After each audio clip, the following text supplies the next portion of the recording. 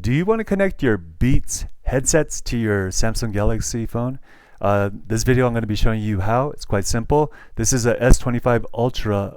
You might have a 26 or an older version, but it will work the same. So all you have to do is go ahead, swipe up, go to the settings, and then from settings we're going to hit connections.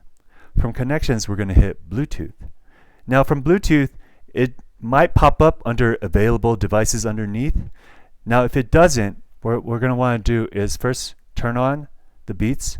Now depending what Beats you have, these are like old Solo 2s, but you might have the 3s or 4s, so the buttons might be different. But what you're going to want to do is go ahead and put it in pairing mode, and that's when you see the white flash right there. Okay, so if it still doesn't pop up, go ahead and turn off the Bluetooth and turn it back on the Samsung Galaxy. Now there we go, it will pop up, and all you have to do is go click that. Now it will ask you, do you want to pair? And we're going to press pair.